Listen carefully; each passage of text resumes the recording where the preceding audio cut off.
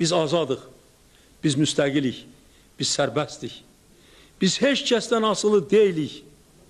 Biz özümüz öz taleyimizin sahibiyik. Bilirsiniz, bunun üçün, yalnız bunun üçün aylarla əziyyət çəkmək olar. İllərlə əziyyət çəkmək olar. İllərlə ac qalmaq olar. Məhz bunun üçün. Çünki əsrlər boyu bizim ulu babalarımızdan indiyə qədər Azərbaycanın mütəfəkkir insanları milli azadlıq, müstəqillik arzusu ilə yaşamışlar. Milli azadlıq, müstəqillik üçün mübarizə aparmışlar, vuruşmuşlar. Amma buna nail ola bilməmişlər. Biz buna nail olmuşuq. Və bilin ki, bunu indi əlimizdə saxlamaq, bunu korumaq hər bir insanın canından da onun üçün artıqdır. Mənim üçün bunu bilin, mən sizə deyirəm, öz həyatımdan, öz canımdan artıq Azərbaycanın müstəqilliyini qorumaq, onu saxlamaq, onu əbədiyyət etmək. Müsəlman şərqində ilk parlamentli respublika kimi yaranan cümhuriyyət milli suverenliyin, xalq hakimiyyətinin və insan hüquqlarının qorunduğu demokratik bir cəmiyyətin əsasını qoydu. O dövrün mürəkkəb geosiyasi şəraitinə, daxili və xarici təhdidlərə baxmayaraq, Azərbaycan xalqı bir daha sübut etdi ki, müstəqillik onun üçün yalnız siyasi status deyil, həm də tarixi haqq, mənəvi dəyər və ali idealdır.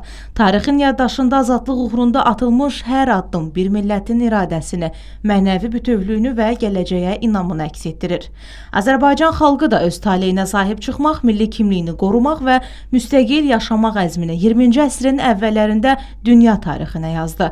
Azərbaycan Xalq Cümhuriyyəti təkcə dövlətçiliyimizin bərpası deyil, həm də Azərbaycanlıların siyasi yetkinliyinin, milli iradəsinin və müasir dəyərlərə sadiqliyinin parlaq nümunəsi idi. Cəmi 23 ay yaşaya bildi. 1920-ci il aprelin 28-də Bolşevik Rusiyanın işğalına məruz qalaraq müstəqilliyini itirdi. Azərbaycan dövlət müstəqilliyini təxminən 70 il sonra 1991-ci ildə bərpa edə bildi. Lakin əsl müstəqilliyimiz 1993-cü ildə xalqımız Ulu Öndər Heydər Əliyevi hakimiyyətə dəvət edəndən sonra başladı. Azərbaycan dövləti özünü Xalq Cümhuriyyətinin siyasi və mənəvi varisi elan etdi. Ümumilli lider xilaskarlıq missiyasını üzərinə götürərək respublikanı çətin sınaqlardan uğurla çıxardı. Dövlət müstəqilliyini qorudu və möhkəmləndirdi.